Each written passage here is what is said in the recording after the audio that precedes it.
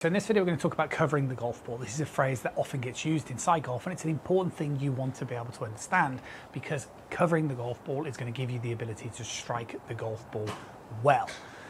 First of all, what would not covering the golf ball look like? Well, it's going to look like two things. It's visually going to look something like this, where the upper body is too far behind, or it's going to sound like that, like you're hitting the ground first, or it's going to sound like you're a little bit sort of flippy when it comes to actually hitting the ball. So what are we looking for? Well, the first thing is the backswing position. You need to make sure in the backswing position that your head stays nice and still, and you produce a backswing position which feels, for most golfers, quite upright. Because the problem is if you turn over your leg like so, all that's going to happen from here is that your first move, even if done correctly, you're going to be too upward facing too soon in the downswing, and you're always going to end up striking behind the ball like so. Okay, so I'm going to focus on the sternum here. You can see inside this sternum position, inside my setup position, my sternum's over the ball. And then as I produce a backswing position, I want to get the feeling that I'm trying to stay as centralized over that golf ball as possible. This is the key one though. It's the start of the downswing. You've got to start the downswing where the left hip comes back. What you've also got to do is make sure that you're allowing the pelvis to move to the left.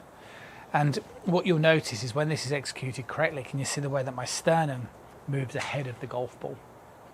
If you get too spinny, which basically means if you sort of fire this right hip forward, can you see the way my sternum only stays where it would have done in the backswing position, which is now going to be slightly behind the ball.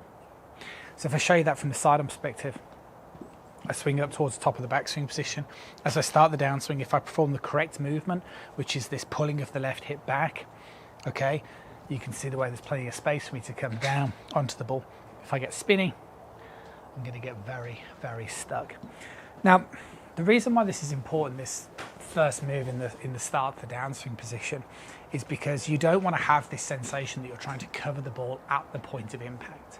So you don't want this sort of sensation of being, over the ball very late in the swing.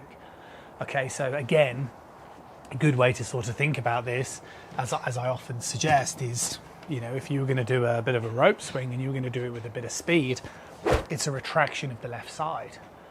It's not that.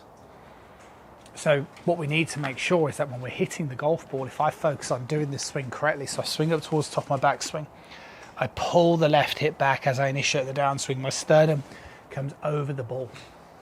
And then as I keep turning, because of the separation, which basically means you can see the way my belt buckle is facing more towards the target than my sternum is, that creates a tilt, which means I can get that feeling of retracting that left side out of the way and always covering the ball. Hopefully that helps. I'll see you soon.